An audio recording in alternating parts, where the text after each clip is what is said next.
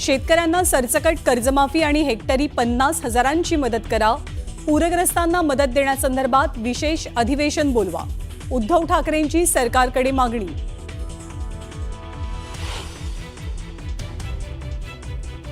मराठवाड्यात पुन्हा पावसाचं थैमान। धाराशिव, हिंगोली, लातूर, नांदेडमध्ये जोरदार पाऊस। पूरग्रस्तांच्या अडचणी आणखी वाढल्या।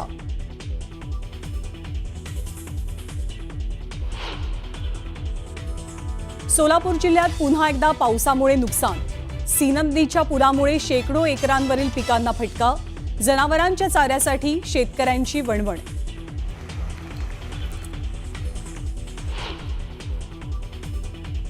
विदर्भातही पावसाचा तडाखा।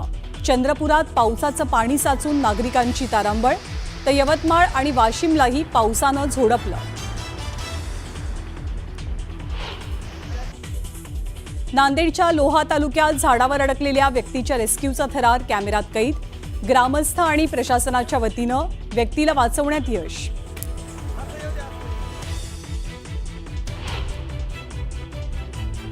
पूरग्रस्तांना वेळेवर मदत मिळत नसल्यानं कृषी मंत्र्यांनी सोलापूरच्या जिल्हाधिकाऱ्यांना झापलं। टेबलवर बसून काम करू नका म्हणत कृषी मंत्री दत्तात्रय भरणेंनी सोलापूरच्या जिल्हाधिकाऱ्यांना दिल्या सूचना। सदाभाऊ खोतांना शेतकऱ्यांचा तीव्र विरोध। पाहणी न करताच माघारी फिरण्याची वेळ। माढाच्या उंदर गावात खोतांविरोधात शेतकऱ्यांचा रोष। दीपक बोऱ्हाडेंशी मुख्यमंत्र्यांची फोनवरनं चर्चा। धनगर समाजाला एसटी आरक्षण देण्याच्या मागणीसाठी बोऱ्हाडेंचं उपोषण सोडण्याची मुख्यमंत्र्यांची विनंती। लक्ष्मण हाकेंच्या कारवर अज्ञातांकडनं हल्ला। अहिल्यानगरमध्ये अज्ञात तरुणांनी लाठ्याकाठ्यांनी हल्ला केल्याची हाकेंची माहिती। सोलापूर जिल्ह्याला सीना नदीच्या पुराने वेढा दिलाय। पुराच्या पाण्यातून अनेकांच्या घरात साप आढळून येत आहेत आणि दक्षिण सोलापूर तालुक्यातील वडकबाळ गावात साळींदर आढळून आलं। दर शुक्रवारी सर्पदंशाने सोलापुरात एका व्यक्तीचा मृत्यू होतोय आणि त्यामुळे प्रशासनाकडून नागरिकांना सतर्क राहण्याचा इशारा देण्यात आला आहे।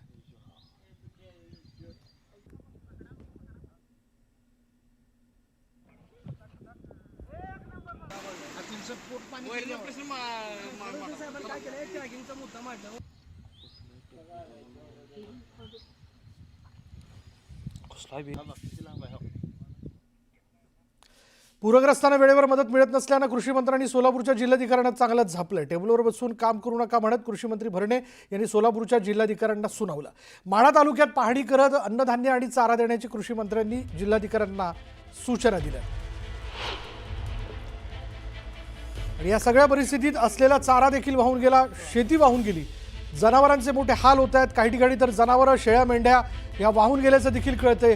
जे जनावर म्हणजे जे पशुधन वाचवता आलं ते आता कुठेतरी बांधून त्यांच्या चाऱ्याची सोय करणं फार आवश्यक आहे आणि त्याबद्दल लवकरात लवकर तशी तरतूद करा, सूचना द्या, अशी सूचना जी ती दत्तात्रय भरणे यांनी सोलापूरच्या जिल्हाधिकाऱ्यांना दिली आहे।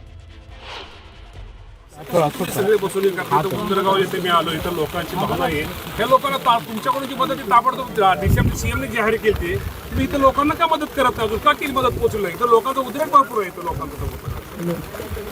नाही सर, आता तुम्ही बरं का टेबलला बसले, तुमचे प्राण कुठे आहेत? प्राण तिथे मॅडम नाही तर तहसीलदार पुढे तहसीलदार याला गेले कुठे?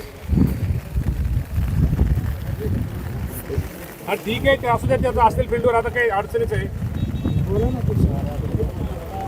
इथं चाऱ्याचा विषय ऐका ना, चाऱ्याचा विषय इथं जेवणाची सोय केलं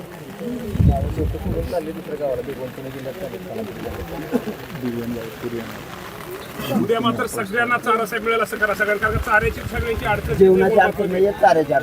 अडचण।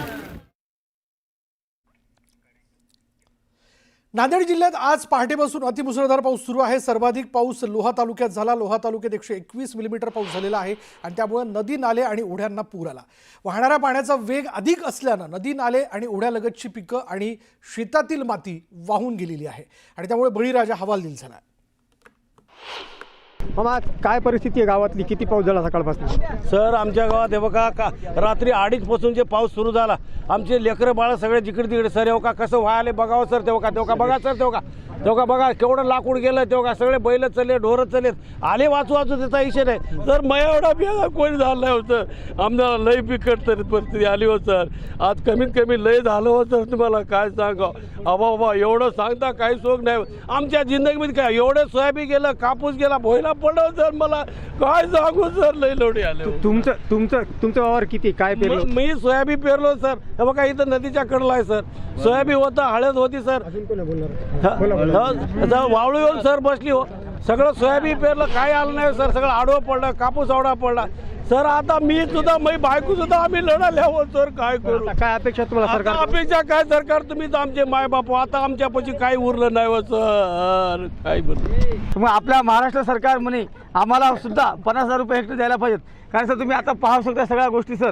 कारण काय सर, आमच्या परिसरात हा तिसरा महापूर आहे. कारण आमचा जेवढा ऊस होता, कापूस होता, सोयाबीन, हळद सर टोटली आमचं पूर्ण सर नष्ट नाबूद झालेलं आहे. आमचे जनावर सुद्धा वाहून गेले सर. आमचं एवढंच म्हणणं शासनानं की आम्हाला सुद्धा पंजाब सरकारसारखं, आणि जेव्हा तुम्ही कोल्हापूरला मदत दिली तशी आम्हाला पण मदतीसाठी मदत सर शासनाने द्यायला पाहिजे. तुमच्यामध्ये आम्हाला फक्त एवढं सांगायचं सर. तुम्ही मदत मागता, पण दादा म्हणतायत की पैशाचं सोंग करतायत, तिजोरीत पैसे नाही. काही करता आलं पाहिजे. लेकरूला आपल्याला जर काही पोट दुखू लागलं तर दवाखान्यात जावंच लागेल ना. तसं आज शेतकरी पूर्ण रस्त्यावर आलेला आहे.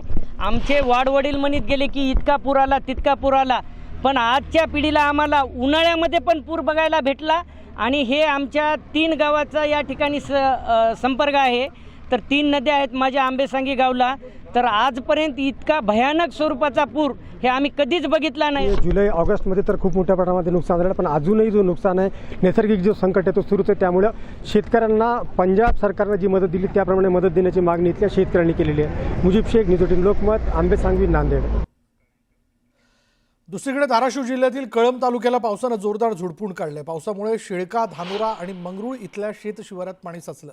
त्यामुळे पिकं सडून जात आहेत. याचा आढावा घेतलाय आमचे प्रतिनिधी बालाजी निरफळ यांनी. आपण बघू शकतो शेतात कशा पद्धतीने किती मोठ्या प्रवाहानं हे पाणी जात आहे. ही मंगरूळ शिवारातली परिस्थिती आहे. या अगोदर भूमपरांडा तालुक्यात ज्या पद्धतीनं नुकसान झालं होतं त्याच पद्धतीनं पाऊस आणि त्याच पद्धतीचं नुकसान या शेतात पाहायला मिळतं आहे. हे मंगरूळ शिवारातलं पाणी आहे. वरी धानोरा शिवारात वगैरे पाऊस झाला त्याच्यामुळे होतोय. बाबा तुमचं शेत आहे, किती कधीपासून पाणी चाललंय शेतात? कालपासून पाणी चालू आहे सर. रात्री कालपासून पाणी चालू आहे, रातभर बी चालू आहे, निळभर बी चालू आहे. आता काय सोयाबीन सोयाबीन सगळी खरडून गेली सगळी. उगा हे पालकमंत्र्यांनी सूचना केली म्हणून अजितदादा पाणी करायला आलेत. बरं, ठीक आहे. काय परिस्थिती सांगा मला. सध्याची अतिशय विदारक परिस्थिती, शेतकऱ्याच्या अडचणीत आहे.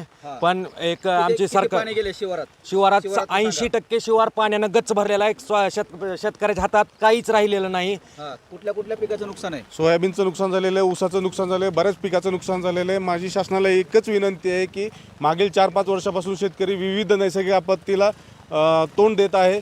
कधी ओला दुष्काळ आहे तर कधी कोरडा दुष्काळ आहे. तर माझी नुकसान आहे आता पूर्ण सोयाबीन पिकाचं पूर्ण नुकसान झालेलं आहे. आपण बघितलं तर शेत शिवारात सोयाबीन पिकाचं नुकसान आहे. आणि ही सगळी परिस्थिती आहे. स्थानिक नेते काही पाहणी करतायत. काय निदर्शनास आलंय, काय पालकमंत्र्याला सूचना, काय माहिती दिली पालकमंत्र्यांनी? पालकमंत्री महोदयांना सर्व गोष्टीची आम्ही या ठिकाणी सूचना म्हणजे माहिती दिलेली आहे.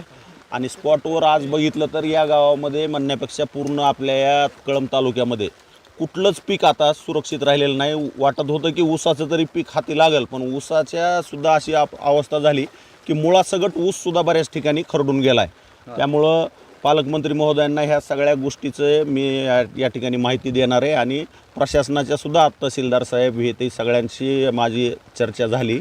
आणि प्रशासनाचे सगळे तलाठी, ग्रामसेवक हे प्रत्येक गावामध्ये पोचलेले आहेत. आणि आजची ही जी परिस्थिती उद्भवली त्याची पाहणी प्रत्येक ठिकाणी चालू आहे. पालकमंत्र्यांनी पाहणी सूचना दिल्यानंतर काही त्यांचे नेते, पदाधिकारी बांधावरती दाखल झालेत.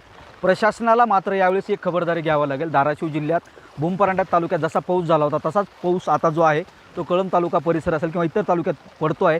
त्यामुळं याची नुकसानाची व्याप्ती ही निश्चित वाढणार आहे. त्यामुळं प्रशासनाला सतर्कतेच्या सूचना पूर्ण जिल्ह्याला देण्याबरोबर जिल्ह्याची खबरदारी घेणं गरजेचं आहे. सागर जाधवसह बालाजी निरफळ, न्यूज 18 लोकमत, मंगरूळ. धाराशिव जिल्ह्यात झालेल्या मुसळधार पावसामुळे गावातील रस्ते पुन्हा एकदा पाण्याखाली गेलेत. याचाच एक व्हिडिओ सध्या व्हायरल होतोय. तुळजापूर तालुक्यातील आर्णी या गावातील नागरिक एकमेकांच्या साह्यानं पाण्यातून मार्ग काढण्याचा प्रयत्न करत आहेत. आणि दृश्य आपण पाहतो एकमेकांच्या साह्यानं. शेवटी या सगळ्या याच्यात एका काठावरनं दुसऱ्या काठावरती जाण्यासाठी म्हणून हा सगळा प्रयत्न. धाराशिव जिल्ह्यात झालेल्या मुसळधार पावसामुळे गावातील रस्ते पुन्हा पाण्याखाली गेलेले आहेत आणि याचाच एक व्हिडिओ जो आहे तो सध्या व्हायरल होतोय. तुळजापूर तालुक्यातील आरणिया गावातील नागरिक एकमेकांच्या साह्यानं पाण्यातून मार्ग काढण्याचा हा प्रयत्न करताना दिसत आहेत. तर लातूर जिल्ह्याच्या जळकोट तालुक्यातील बेलसांगवी गावाला तिरू नदीच्या पुराचा वेढा बसलाय. ना गावातील नागरिकांना सुरक्षित स्थळी हलवण्याचं काम युद्ध पातळीवरती सुरू आहे. एनडीआरएफच्या पथकासह सैन्यालाही पाचारण करण्यात आलंय. स्थानिक बचाव पथकामार्फत नागरिकांना सुरक्षित स्थळी हलवलं जाणार आहे. अहमदपूर तालुक्यातील चिलखा गावात अडकलेल्या 3 मजुरांची एनडीआरएफच्या पथकाने सुटका केली आहे. एनडीआरएफ एसडीआरएफ यांची पथकं ठिकठिकाणी सज्ज आहेत. गावाला जो आहे तो पुराचा वेढा पडल्याचं बघायला मिळतंय. काही लोकांनी घरात पाणी घुसल्यामुळे घराच्या छतावरती जाऊन त्यांनी आधार घेतलेला आहे. या सगळ्या परिस्थितीत हेलिकॉप्टरच्या साह्याने असेल, एनडीआरएफच्या पथकाच्या मदतीने असेल, या सगळ्या नागरिकांना एका ठिकाणाहून दुसऱ्या ठिकाणी हलवण्याचं काम जे ते केलं जात आहे. त्याच्यामुळे लातूरच्या जळकोटमधली दृश्य आपण बघतोय. अधिक माहिती आपण जाणून घेणार आहोत. आमचे प्रतिनिधी शशिकांत पाटील आपल्याबरोबर आहेत. शशिकांत, काय माहिती याबद्दल?